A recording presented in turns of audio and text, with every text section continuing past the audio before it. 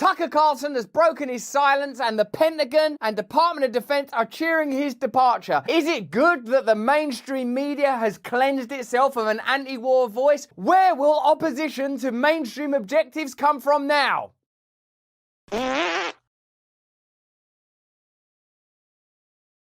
We're going to be having a look at Tucker Carlson's video response to the events around Fox News and his departure, focusing in particular on the anti-war rhetoric that Tucker Carlson regularly deployed. Now, of course, a lot of people on the left, centre-left, I'd call them the neoliberal establishment, are attacking Tucker Carlson. But where else are anti-war voices going to come from? Why did Fox News get rid of Tucker Carlson? Where will Tucker Carlson go to next? And where does radical opposition to the establishment agenda come from if anybody who speaks out against the agenda is one way or another cleansed from the system? Did you see the White House press dinner? What a cozy little jamboree with Joe Biden joking about the free press and how the press and the establishment have to work together. You better believe they work together. The free press is a pillar, maybe the pillar of free society. How can you have an establishment and press working together to keep ordinary people ignorant and bewildered and claim that it's anything like a free country with free comms? Voices that attack the establishment, that attack the deep state, that attack the corporatization of America and indeed the world are necessary at this time. That's why Julian Assange is in prison. That's why Edward Snowden's in Russia. And that's why Tucker Carlson's no longer on Fox News, even though I disagree with Tucker Carlson about a bunch of stuff. Let's have a look at his video. One of the first things you realize when you step outside the noise for a few days is how many genuinely nice people there are in this country. Kind and decent people, people who really care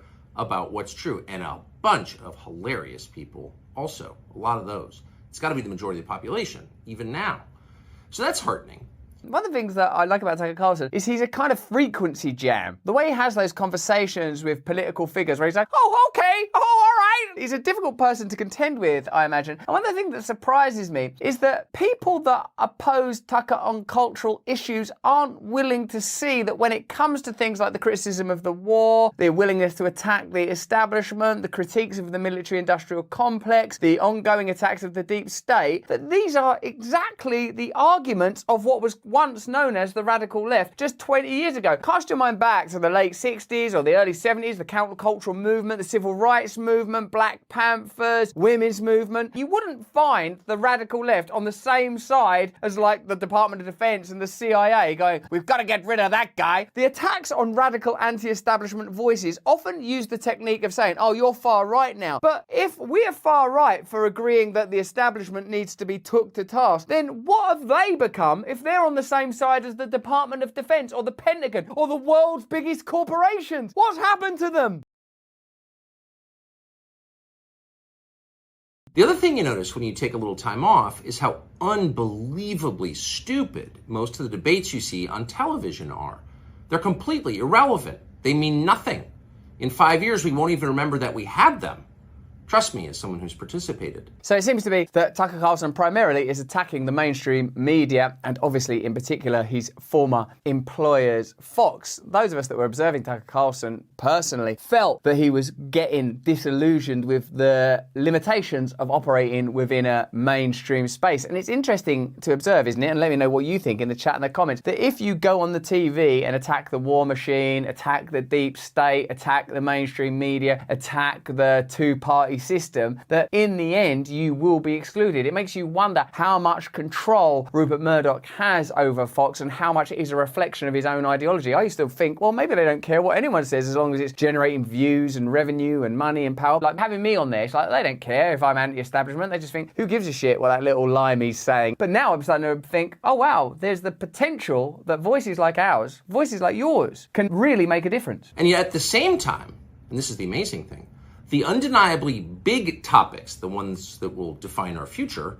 get virtually no discussion at all. War, civil liberties, emerging science, demographic change, corporate power, natural resources. I would say that those are very important subjects, perhaps the most important subjects. Demographic change is, of course, the subject that people say suggests that Tucker Carlson is talking about race and the balance between different races in America and stuff like that. Personally, I feel that alliances between cultural groups that are not operating in the top tiers of the establishment is an absolute priority, and I wouldn't participate in the promotion of any ideas that turn people of different cultures, colours, races, ideologies against one another. Me personally, that's not the way to go. But when it comes to the debate around war, when have you seen in the mainstream media a reasoned debate about trying to pursue a diplomatic solution? Debates like that are not permitted in American media.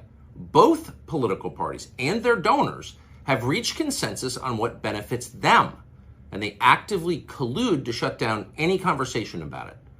Suddenly, the United States looks very much like a one-party state. That's exactly what Noam Chomsky is saying as well, that there is more censorship in your country, America, than there is in Russia. Noam Chomsky, about as far left as it's possible to go without it becoming, I don't know, it's not an angle anymore. You'd go back round to the right, which is what a lot of people are saying, obviously. Let me know in the chat and the comments if you think that Tucker and Chomsky are right. That's a depressing realization, but it's not permanent. Our current orthodoxies won't last. They're brain dead. Nobody actually believes them. Hardly anyone's life is improved by them. If you look at that White House press conference dinner and you see Joe Biden demanding that American journalists be released from prison, while you know that Snowden is in exile in Russia, while you know that Julian Assange is rotting away in prison, essentially waiting to be exiled or executed, you know that what you're watching is theatre, that Tucker Carlson is right. The orthodoxies are dead and brain dead, bereft of ideas. All they are is the advocates and managerial classes stewarding the agenda of the corporate elites. There's no original ideas coming from there. That's why they have to agitate us into a state of constant friction around cultural issues, just so that there is some febrility, just so there's some energy around it. New ideas will come from new alliances. New ideas will come from new conversations. The old orthodoxies are indeed dead. This moment is too inherently ridiculous to continue, and so it won't. The people in charge know this. That's why they're hysterical and aggressive. They're afraid. They've given up persuasion. They're resorting to force. But it won't work.